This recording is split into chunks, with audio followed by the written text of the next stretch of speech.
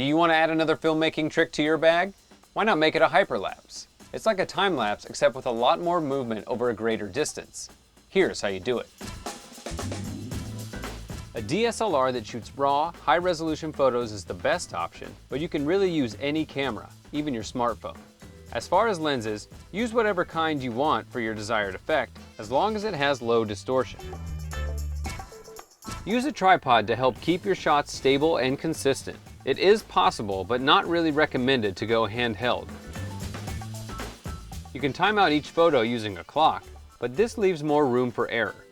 An intervalometer will automatically time your shots for you, so you can focus more on moving the camera and tripod into position.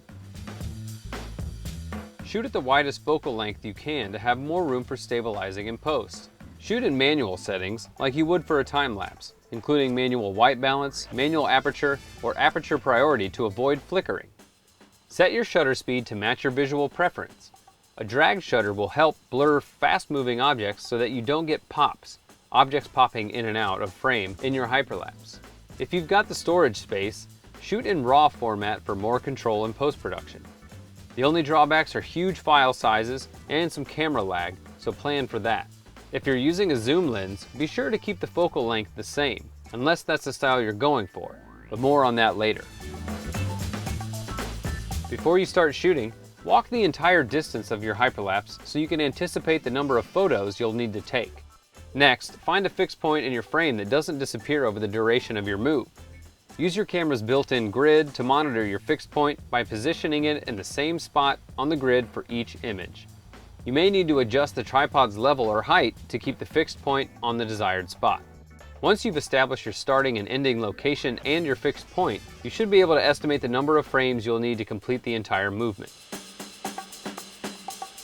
If you need any help calculating the number of seconds your clip will be, or the number of frames you need to shoot for your required duration, pause the video here on this visual aid as a reminder.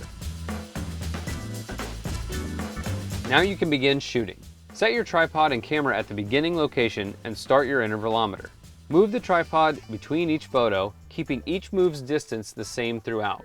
If you want to be 100% precise and avoid any jumps, you can actually mark out your measurements before you begin shooting. You can also use things like lines in the road or sidewalk cracks as visual guides. Remember, the point is to shoot a lot of similar frames with small movements to show the scope of the overall large or hyper movement. If you want to add another layer to your hyperlapse, you can incorporate a zoom and even a Hitchcock-like effect. To do this, follow the same steps you would for a regular hyperlapse, but barely, and I mean barely, zoom in or out before each shot.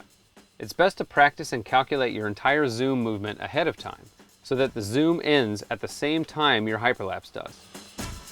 As with anything, the more you practice and work on your hyperlapses, the better they will turn out. So experiment with different angles and subjects to see what you like best.